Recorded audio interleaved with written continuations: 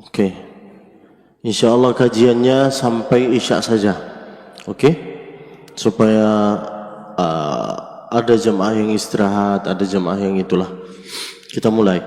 A'udzu billahi minasyaitonir rajim. Bismillahirrahmanirrahim. Assalamualaikum warahmatullahi wabarakatuh. حامدا شاكرا لله صلاة وسلاما على رسول الله محمد بن عبد الله وعلى آله وصحبه ومن والاه. Kalam bermula dengan bismillah, dilanjutkan dengan alhamdulillah. Salawat dan salam kepada Rasulullah, maka nikmat Allah semua sempurnalah sudah. As-sadal a'izza hudurun al-kiram, kepada yang terhormat, yaitu adalah yang pertama yang membawa saya kemari. Siapa yang membawa saya kemari, yaitu adalah Bapak Zaini, Masya Allah tabarakallah, beserta teman-temannya lalu timnya. Nah, mereka timnya agak ke sini dong, sini. Lalu kemudian kepada yang terhormat, yaitu adalah Bapak Hamzah. Masya Allah, ternyata baru sadar saya bahwa saya ada di kawasan beliau. Beliau ini teman ayah saya, Masya Allah. Dan beliau sering membawa jamaah dari sini untuk menuju ke rumah Allah Subhanahu wa taala. Mudah-mudahan sebagaimana kami bisa kumpul di sini, insya-Allah bisa kumpul nanti di tanah suci Mekah bersama beserta keluarganya umrah dengan haji. Amin ya rabbal alamin. Karena waktu saya ringkas dari maghrib ke isya, maka saya tak boleh banyak cakap, langsung masuk ke tema pengajian ini. Saya akan buka acara ini dengan lantunan bacaan ayat Al-Quran. Boleh? Bismillahirrahmanirrahim. Kalau ada orang ngaji, Pak, katakanlah Allah. Kalau sunyi, itu di kuburan. Harus bersuara semua, harus ada respon. Coba diulangi lagi. Bismillahirrahmanirrahim. Itu suara orang yang punya banyak hutang. Allah, melepaskan itu. Bukan macam kayak gini. Baiklah suaranya Allah. Bisa? Nah, nampaknya lelah jamaah ini. Lebih capek jamaahnya dibanding saya. Saya datang isi kajian pagi di Bogor. Terbanglah saya nyampe sini jam 3. Jam 3 nyampe hotel, ternyata ketinggalan HP saya di bandara. Antar campur rasanya, antara sakit hati dengan mau nangis. Rasanya mau baliklah saya ke bandara ini, tapi mau gimana lagi. Mudah-mudahan insya-Allah semua barang yang ketinggalan mudah-mudahan digantikan oleh Allah Subhanahu wa taala. Amin ya rabbal alamin. Ya ayyuhalladzina amanu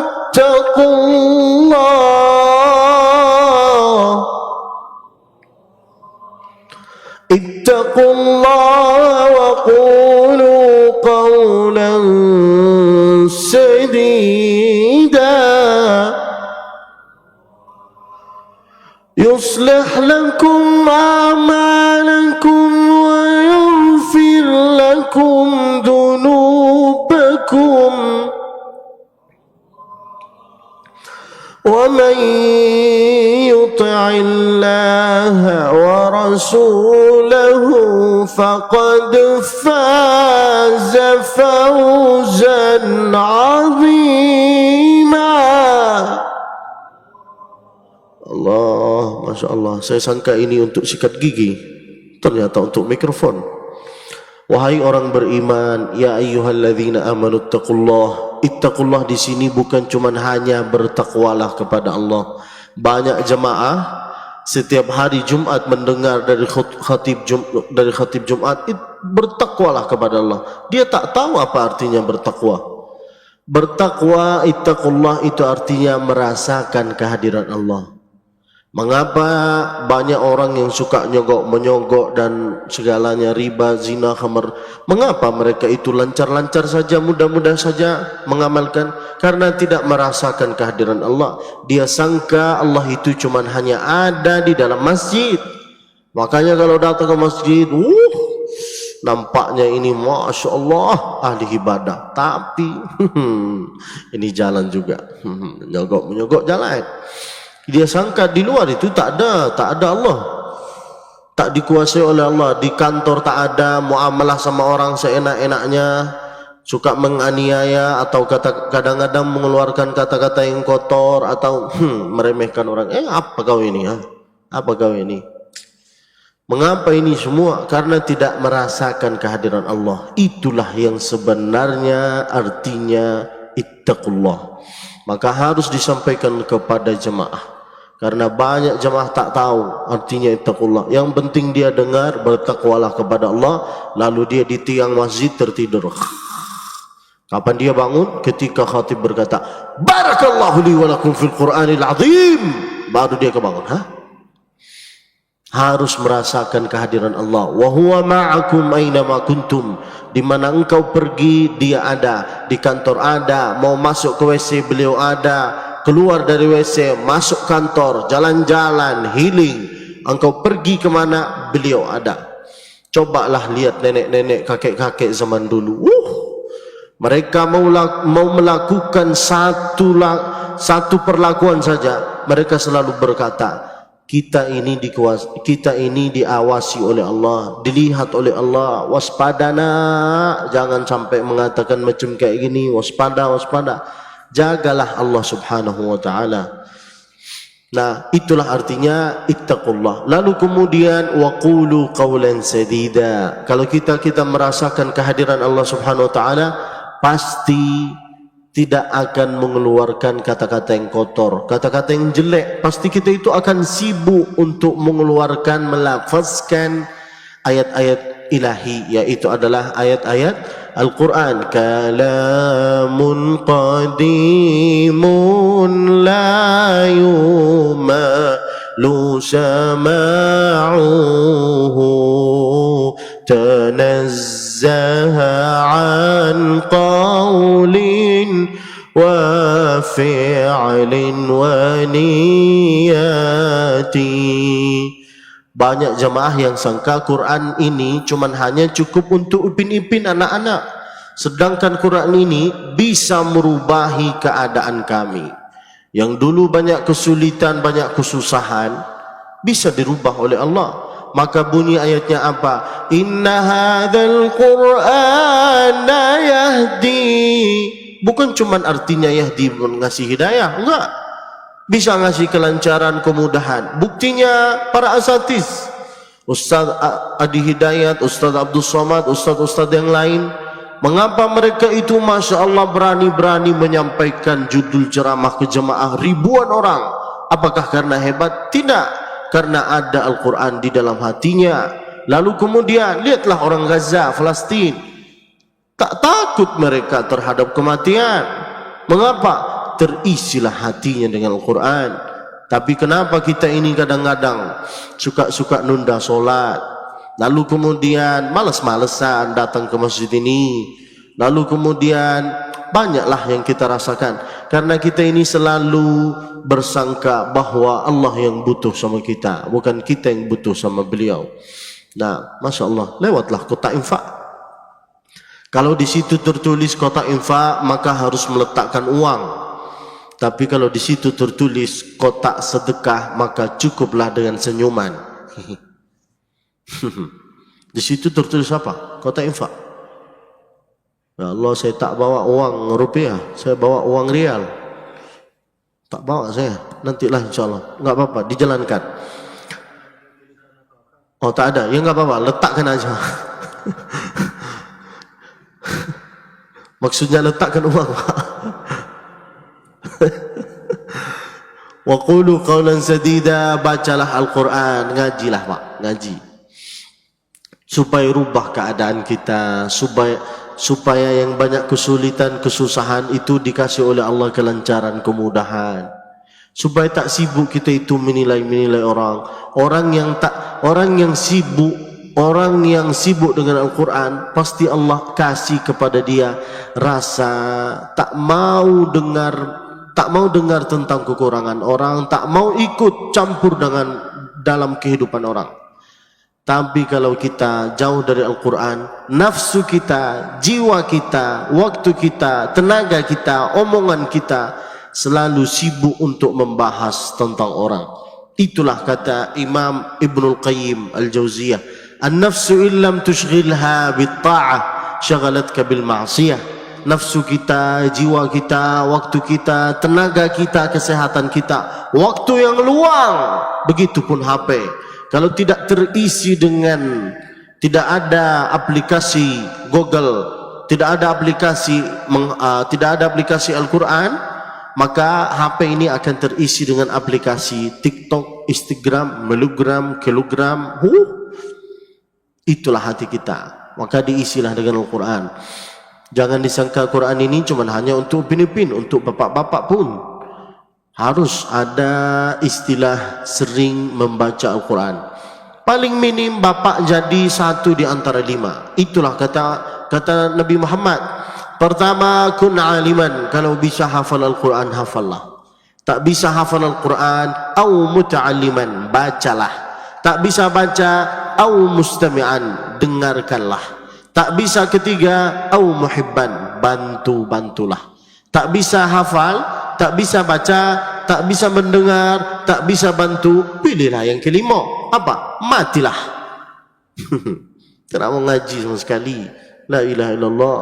Kalau kita ngaji, sering sibuk dengan Quran, wa qulu qawlan sadida, automatically amalan yang kita lakukan itu pasti yang baik.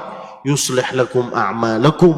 Lalu kemudian setelah kita sering ngaji Al-Quran, pertama merasakan kehadiran Allah. Sekarang tak merasakan kehadiran Allah.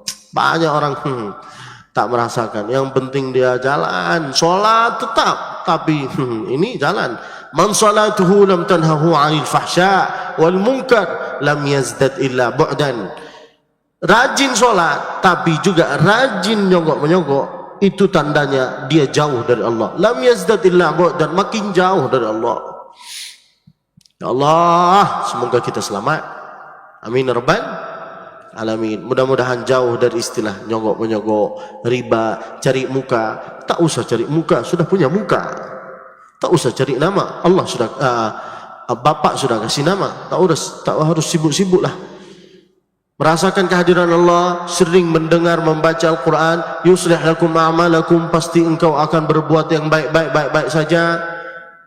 Engkau tak tega, tak rela melakukan yang tidak baik terhadap orang, terhadap tetangga, terhadap siapapun. Yuslih lakum a'malakum. Lalu kemudian semua yang kita lakukan pasti insya-Allah harapannya yaitu adalah, ya Allah ampunilah dosa kita. Ujung-ujung doa kita yaitu adalah itu, Allahumma ighfir lana ma qaddamna wa ma akharna wa ma asrafna wa ma a'lanna anta a'lamu bihi minna. Selalu orang-orang yang ngaji Al-Quran lalu melakukan hal yang baik, ujung-ujungnya dia bilang kayak gini, ya Allah ampunilah dosa kita, ampunilah. Tapi kalau kita jauh dari merasakan kehadiran Allah, tak mau ngaji Quran, pasti merasakan yang penting saya ini masuk surga, itu pun belum tentu masuk.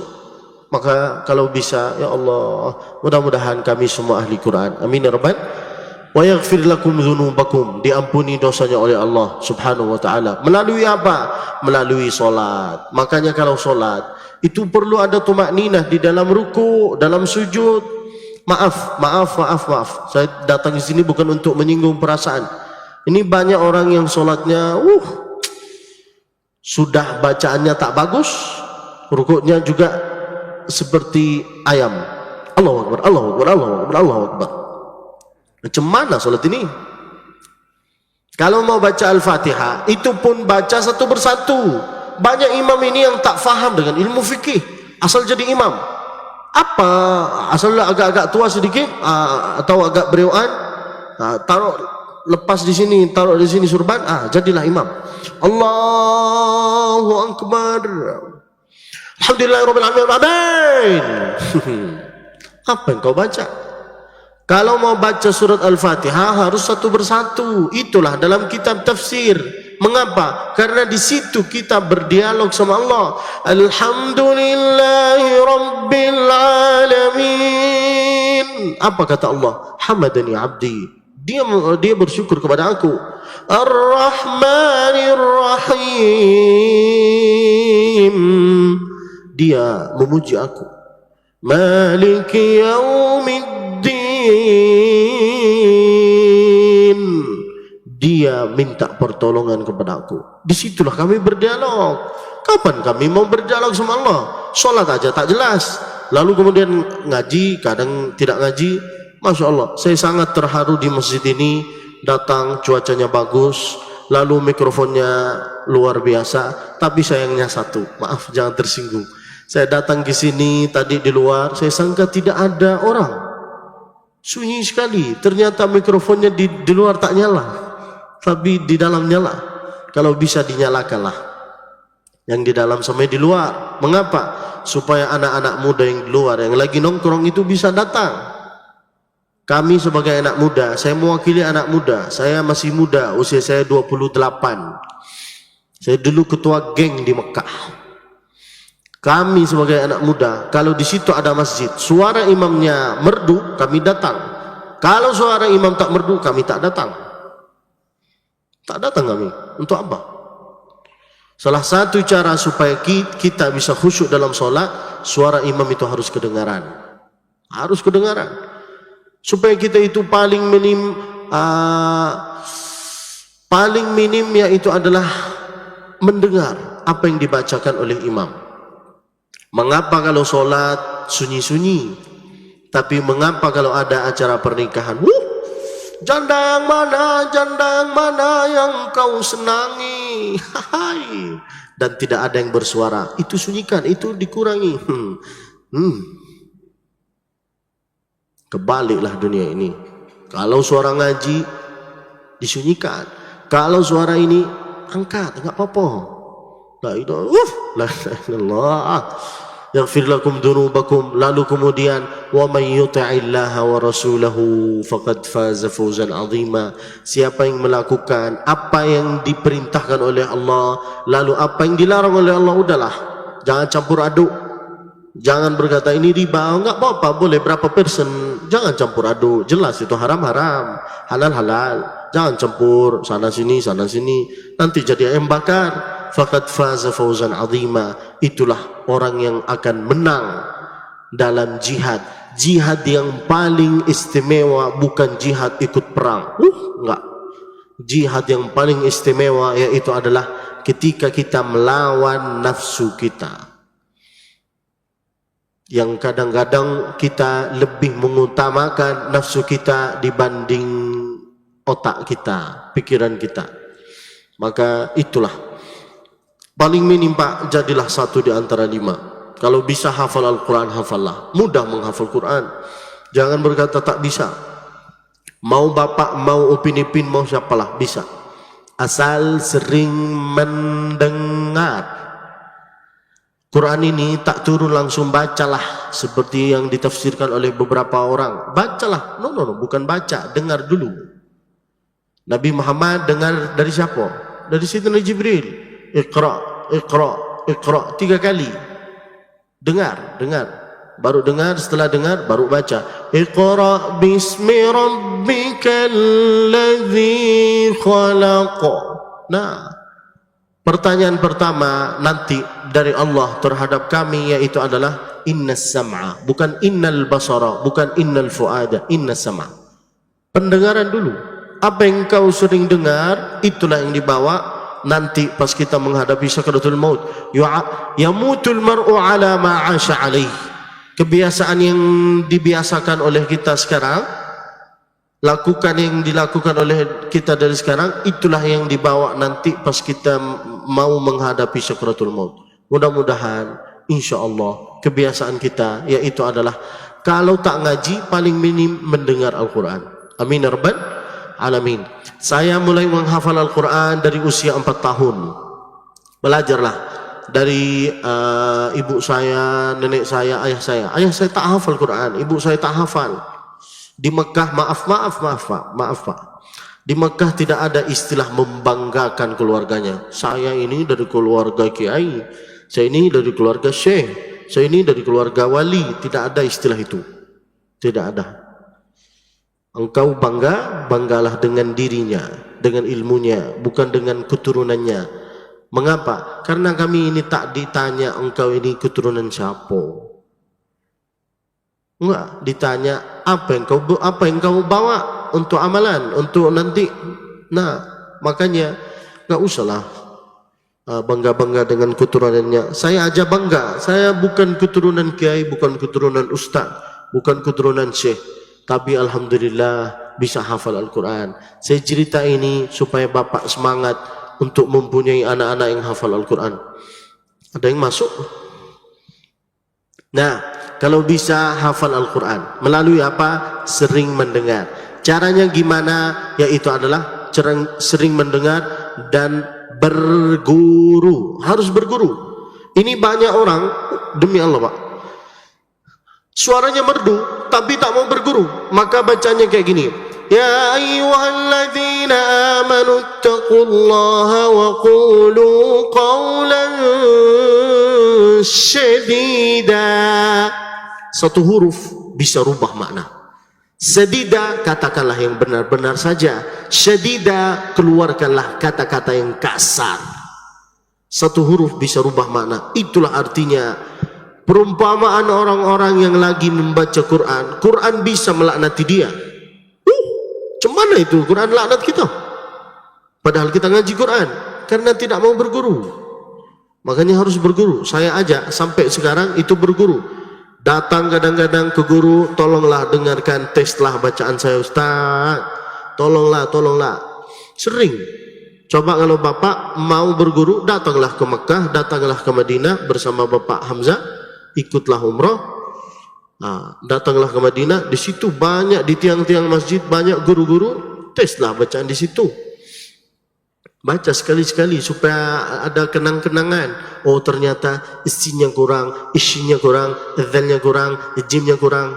Karena kalau saya memperbaiki nanti Bapak berkata, Allah Ustaz ini sok-sokan, sombong kali. Nah, lebih bagus datanglah ke mereka, nggak apa-apa. Karena banyak jamaah yang bacanya kayak gini.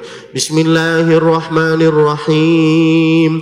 Ica-ca nasrullahi wal fath. Apa ica-ca? Bukan ica-ca. Idza dza. Nah, harus tahu perbedaan antara dzal, jim, sin, shin. Ini banyak. Alladzi waswishu fi sudurin. Ada perbedaannya Pak, bukan yuwaswisu, yuwaswisu fi sudurin nas. Nah, sin, sa, sisu, harus belajar lapang dada. Rabbi syrahli wa yassirli wahlul 'uqdatan yafqahu. Harus belajar lapang dada. Saya kalau tak disuruh sama Bapak naik ke sini, tak mungkin saya naik ke sini. Saya tadi bilang ke Bapak Hamzah, saya duduk di sana aja, isi acara di sana. Kata beliau, naiklah. Nah, siapa yang memuliakan Quran, Allah akan memuliakan dia. Mudah-mudahan Allah memuliakan kami, insyaAllah. Semoga kami bisa mempunyai anak-anak cucu-cucu yang hafal Quran. Amin ya Rabbal Alamin. Kalau bisa hafal Al-Quran, hafallah. Tak bisa hafal, baca. Cara menghafal Quran, sering mendengar. Kok bisa kami ini hafal lagu-lagu TikTok? Karena sering mendengar. Kok bisa saya hafal lagu janda, duda yang mana? Karena sering mendengar. Makanya sering-sering mendengar. Tak bisa hafal, baca. Walaupun bapak, ibu bacanya macam kayak gini. Bismillahirrahmanirrahim. Alam nashrah laka sadrak. Wow. Satu huruf 10 kebaikan. Kalau bapak mengulangi kalau bapak mengulangi 12 kali, itu berapa pahalanya itu? 120. Wada'na anka wisrak. Itu pahalanya banyak. Apalagi kalau ada beberapa orang ngaji ke saya kayak gini. Bismillahirrahmanirrahim. Walladzina kafaru wa kaddabu bi ayatina. Apa nak? Nak? Di rumah. Di sini bi ayatina. Jangan Nah, tapi saya tak langsung marah. Saya bilang enggak apa-apa lah. Walaupun bacaan bapak bata-bata macam kayak gini, pahalanya 2 dibanding saya yang sudah lancar. Itu artinya Allah itu suka ngasih promo, ayo ngaji. Tapi kita ini tak mau ngaji. Saking tak mau ngaji kami bilang, saya tak ada waktu untuk ngaji Ustaz. Bukan tak ada waktu, Allah itu sudah males sama engkau. Saking malesnya, sampai menyamakan suara adzan dengan suara gonggongan anjing. Benar kan? Karena mendapat jabatan sedikit, agak-agak tinggi sedikit, dia bilang suara adzan ini macam suara gonggongan anjing, dikecilkan suara ini. Itu dapat azab dari Allah. Orang yang tidak mau dengar Quran, tidak mau ngaji, tidak mau sama sekali dengan Quran, akan mendapat azab dari Allah. Itu lebih ngeri daripada tsunami gempa. Azab pertama, fi qulubihim maradun fazadahumullahu marada. Hatinya sudah dikunci.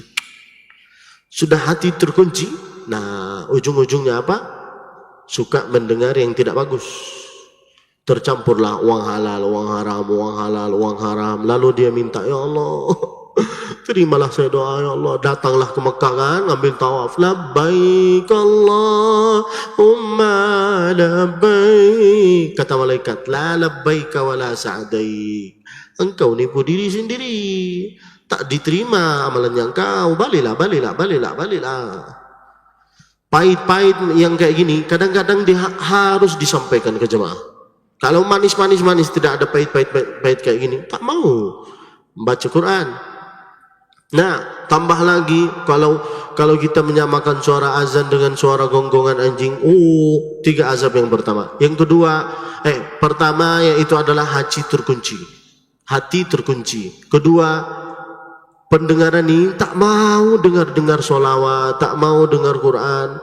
Dulu pas pertama saya datang ke Indonesia, tahun 2017, saya lahir besar belajar di Mekah.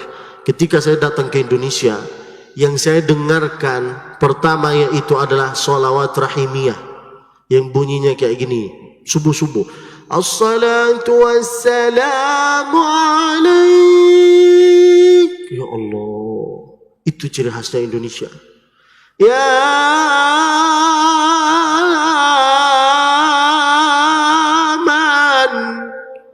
itu mengapa ada sholat macam kayak gitu? Itu persiapan untuk kami bersiap untuk sholat subuh. Tapi sekarang saya tak dengar. Hilanglah itu. Entah hilang, saya nggak tahu kenapa. Padahal sholawat itu mengingatkan kita bahwa ayo siap-siap untuk sholat subuh. Atau paling minimnya itu adalah ayo bersolawat. Ya Allah, sedih sekali saya ini. Tak dengar suara itu. Apalagi di Jawa Timur pasti ada salawat itu. Tapi saya tak dengar, nggak tahu kenapa. Mudah-mudahan insya Allah kami dijaga oleh Allah. Amin ya rabbal alamin. Maka minta tolonglah Pak. Kalau sholat, suara dalam, suara luar harus aktif. Kalau ada orang berkata di luar, dikecilkan, dia merasa terganggu, berarti itu setan. Yang merasa terganggu dengan lafaz Allah, setan. Jelas. Jangan campur aduk. Nah, fi qulubihim maradun fazadahumullahu maradan wa lahum adzabun alimun bima kanu yakdibun. Dikuncilah hati, lalu kemudian ini dikunci wal fuadah. Wal fuadah di sini, wal basara. Sudah ada mata kan? Sehat. Tapi tak ada waktu untuk ngaji. Kalau ngaji, itu pun kalau ngaji buka Al-Quran, matanya perih macam kayak gini, langsung ngantuk kan? Ngantuk lah. Perih matanya, tak bisa ngaji 1 juz 2 juz. Itu gara-gara Allah cabut cahayanya. Cabutlah. Tapi kalau buka TikTok, apalagi kalau ada cewek cantik, tengoklah berjam-jam. Tapi kalau Quran, ngantuk Ustaz, ngantuk. Tak bisa lama Ustaz. Itu tandanya bahwa Allah itu sudah malas terhadap kita. Allah, mudah-mudahan selamat ya Allah. Tak bisa hafal Quran, baca. Tak bisa baca, mendengar.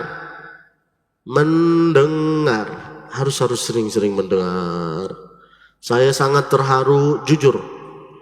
Sangat terharu dengan Indonesia. Mengapa? Indonesia ini luar biasa. Sering-sering mengingatkan kita kepada Allah. Ada beberapa masjid yang sebelum sholat subuh ada sholat terhimiyah. Ada beberapa masjid yang setelah maghrib jamaah pada pulang, tapi di situ dinyalakan suara Quran. Jadi yang lewat entah dari samping masjid entah di jalan raya dengar Al-Quran. Bismillahirrahmanirrahim. Idza waqa'atil waqi'ah. Automatically yang dengar dia ikut baca. Laisa liwaqa'atiha kadhibah khafidatur rafi'ah. Idza rujjatil ardu rajja. Kalau setiap hari suara Quran ini diulang-ulang diaktifkan, anak-anak yang muda itu pasti dia hafal surat-surat yang tersebut. Tapi masjid kita sunyi macam kuburan. Tidak ada ngaji, tidak ada kumpulan, tidak habis solat baliklah. Harus ada ngaji. Innama ya'muru masajidallahi man amana billah. Sesungguhnya artinya memakmurkan masjid bukan cuma hanya solat di situ. No. Memakmurkan masjid bukan bangunan yang gagah, kubah ini menghabiskan 600 juta. Kami butuh, saya tak mau ini. Kami butuh 1 miliar untuk bikin menara. Saya mau kalau bisa masjid itu digunakan untuk bisa bikin halaqah tahfiz Quran. Itulah yang paling bagus. Bagus itu. Itu cuman saran dari saya untuk ketua masjid. Ini masjid ini bagus, sangat bagus. Andai saya penduduk sini, saya bikin halaqah tahfiz Quran di sini. Siapa yang mau ngajilah. Free, nggak apa-apa, tak harus bayar. Tapi awas ikut komentar-komentar. Sudah tak ngasih uang, tak ngasih makan, komentar pula. Tak ketuk kepalanya engkau ini. Saya orang tegas, saya ikut campur. Ayo ngajar. Nah, pada intinya tak bisa hafal Quran, baca. Tak bisa baca, mendengar. Tak bisa mendengar, bantu. Kalau ada anak-anak lagi hafal Quran, bapak jangan ejek. Engkau ini hafal Quran supaya jadi ustaz ya. Enggak harus jadi ustaz. Saya aja tak cita-cita saya tak mau jadi ustaz dulu. Mau jadi pilot. Kenapa menjadi pilot? Karena rata-rata pilot, kapten pesawat, selain God looking, God reckoning. Uang banyak kan? Tapi banyak orang Islam ini yang kadang-kadang salah faham. Harta itu tak bawa mati. Kata siapa harta tak bawa mati? Bawa. Kata siapa tak bawa? Orang-orang kaya yang sedekahnya banyak, itu hartanya apa itu? Itu harta dibawa dalam kematian. Sedekahnya, lalu kalau wakaf Quran itu apa? Wakaf masjid itu apa? Itu harta dibawa. Makanya yang lebih kaya di sini siapa? Cina. Dibanding kita kan? Karena kita memahami zuhud, harta tak bawa kematian. No. Harta dibawa dalam kematian. Apalagi kalau harta itu digunakan dengan yang baik-baik. Kita wakaf masjid atau memperbaiki WC masjid. Ini banyak masjid yang bangunannya bagus, tapi WC-nya minta ampun. Nah, dirubahlah pemikiran itu, pemahaman itu. Harta tak bawa mati. No. Saya tak setuju sama sekali dengan ucapan itu. Tak setuju. Saya lebih setuju harta dibawa kematian. Supaya jemaah itu semangat untuk cari uang. Gak apa-apa, cari sebanyak-banyaknya. Buktinya siapa? Buktinya Sayyidina Uthman, Sayyidina Abdurrahman, Sayyidina Abu Bakar. Hartanya banyak sekali mereka. Apakah dibawa kematian? Bawa. Dengan apa? Dengan wakaf, dengan membantu, dengan ini. Sayyidina Uthman membantu mewakafkan sumur. Sampai sekarang itu masih ada. Nah, maka kata Nabi sendiri, ni'mal malus salih lirrajulis salih. Orang yang soleh, yang sudah kaya raya, paling bagus itu uang yang harta yang banyak di tangan orang yang soleh. Makanya saya lebih suka orang-orang yang rajin ibadah, rajin cari uang. Nggak apa-apa, harus banyak uang, banyak mobil, banyak tanah, banyak bini. Nggak apa-apa. Yang penting jangan akhirat ini udahlah untuk mereka, dunia ini untuk mereka, akhirat untuk kita. No. Dunia dengan akhirat untuk kita. Rabbana atina fid dunya wa fil akhirati wa qina adzaban. Dunia harus dapat, akhirat harus dapat. Kaya di dunia dengan uang, bantulah orang-orang, bantu, kasih kelancaran, kasih kemudahan. Artinya membantu orang miskin, membantu sana sini. Kaya di akhirat, semua yang kita wakafkan ini, uang-uang ini, itu nanti bantu kita. Mudah-mudahan semua insya Allah, semua yang di sini insya Allah uangnya banyak, rezekinya banyak, amalannya banyak, istrinya banyak. Bapak tak mau, saya mau. Tak bisa hafal, baca. Tak bisa baca, mendengar. Tak bisa mendengar, yaitu adalah membantu program. Pesan saya Pak, cuma satu. Maaf ya, saya sedih sekali kalau ada masjid gagah macam kayak gini, tapi tidak ada Upin Ipin yang ngaji di sini. Wallah sedih Pak. Mengapa? Itu apa bangunan besar kayak gini tidak ada Upin Ipin yang ngaji? Tak ada artinya bagi saya. Harus bikin halaqah tahfiz Quran. Bikinlah di sini, pilihlah satu orang hafal Quran atau dua, kasihlah uang. Berapa berbulan? 2 juta, 3 juta, 4 juta, kasihlah. Kenapa kalau ke ustaz perhitungan, tapi kalau untuk menarah tak terhitungan? Harus minta tolong. Diterima saran saya, alhamdulillah. Tak diterima terserah. Yang penting cita-cita saya ini cuma satu, ingin melihat dan ingin mencetak anak Indonesia yang hafal Quran. Apalagi di akhir zaman ini Pak. Jihad kita itu makin berat. Tak bisa orang tua duduk sama anak kan, tak bisa mendidik anak kan. Lalu siapa supaya dia hafal Quran? Yaitu adalah bikin halaqah di sini, halaqah tahfiz Quran, bikin lomba, bikin ini supaya Upin Ipin itu datang ke masjid. Masya Allah. Itulah yang saya harus sampaikan. Mudah-mudahan insya Allah ilmu bermanfaat. Mudah-mudahan anak-anak kita insya Allah anak yang hafal Quran. Maafin saya kalau ngasih saran-saran yang tidak diterima oleh Bapak, maafin saya. Kalau benar semua, alhamdulillah. Tapi kalau tidak ada satu pesan dari saya, tolong doakanlah saya. Saya manusia, ada kekurangan, ada kelebihan. In ahsantu fa'inuni wa in akhta'tu faqawimuni. Karena ini bentar lagi mau sholat, saya mau ngasih waktu untuk jamaah. Kira-kira ada pertanyaan apa tidak? Saya hitung sampai 5. Kalau tidak ada, saya serahkan kepada Ustaz. Sici, silahkan Pak.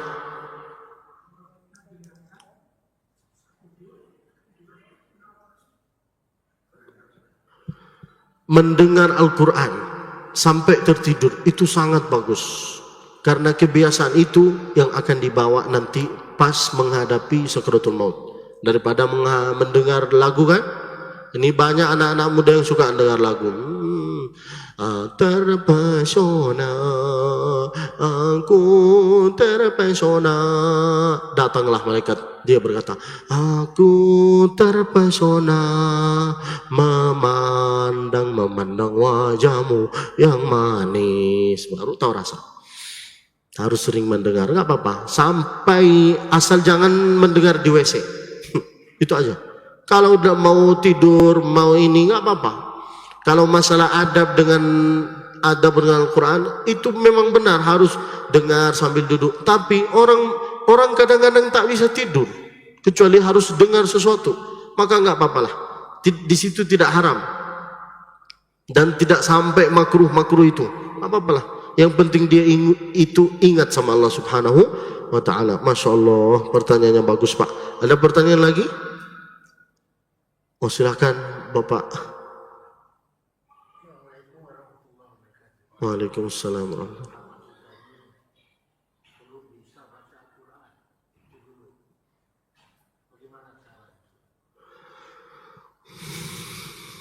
Itu bukan pertanyaan, itu ujian. Masya Allah, beliau rendah hati. Bisa ngaji, tapi beliau itu bertanya bukan untuk dirinya. Bukan untuk dirinya. Beliau bertanya mau ngasih tahu kepada orang yang tidak mau tahu. Itulah, kadang-kadang Nabi SAW tanya bukan artinya tidak tahu. Mau ngasih tahu kepada orang yang tidak tahu.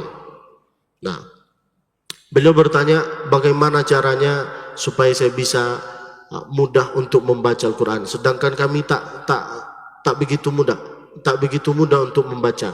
Maka caranya pertama yaitu adalah sering mendengar. Sering mendengarlah Pak. Kalau kita sering mendengar, automatically mulut kita ini akan ikut automatically dengan bacaan tersebut. Kalau kita sering mendengar Quran, solat tarawih, Imam Masjidil Haram, Alhamdulillahi Rabbil Alamin, Ar-Rahmanir Rahim, Maliki Yaumiddin. Maka harus sering mendengar. Kedua yaitu adalah mendatangi guru. Banyak Pak, banyak guru-guru anak-anak muda yang hafal 30 juz. Karena mereka tidak dapat tugas untuk menjadi guru di salah satu masjid, akhirnya hilanglah hafalannya, hilanglah dia. Maka saya bilang, untuk mencetak anak yang hafal Quran ini bisa mudah, tapi untuk menjaga itu yang paling sulit. Maka minta tolong kerjasama, wahai jamaah yang ada di sini, carilah ustadz yang hafal Quran yang masih muda, 1, 2, kumpulkanlah upin-upinnya, ngajilah di sini. Wallahi pasti bapak itu bahagia kalau melihat anak itu sibuk mengaji Al-Quran paling minim dari maghrib ke isya, seperti di Masjid Nabawi dari maghrib ke isya. Kalau di Makkah dari asar sampai isya. Saya guru ngaji di Masjidil Haram di lantai 2 pintu Babul Malik Fahad, naiklah ke atas sampai ujung mentok kanan, disitulah ada saya. Kalau tidak ada berarti saya lagi safari di Indonesia. Wallahu alam. Ada pertanyaan terakhir?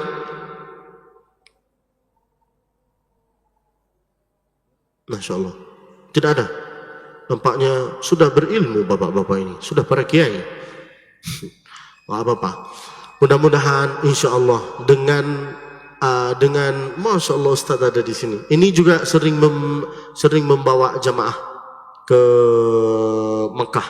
Sebelum saya tutup acara ini Pak, kami dari Darul Quran, insya Allah setelah sholat ya, kami dari Darul Quran membawa surban, membawa hadiah bagi orang yang membantu program ini.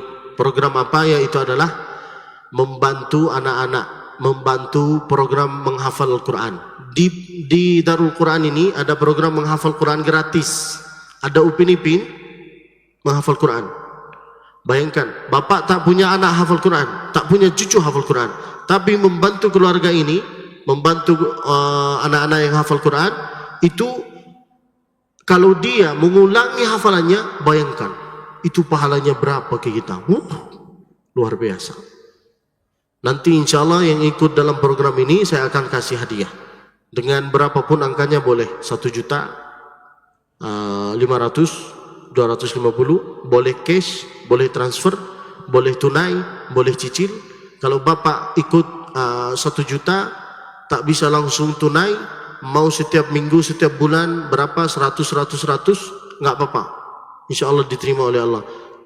Kalau bapak baru melunaskan 100, tinggal 900, tiba-tiba bapak mati, apakah itu jadi hutang? Tak jadi hutang. Niat kita bisa melunaskan, niat, cukuplah dengan niat. Tapi jangan, oh saya sudah niat Ustaz, tapi tak mengeluarkan.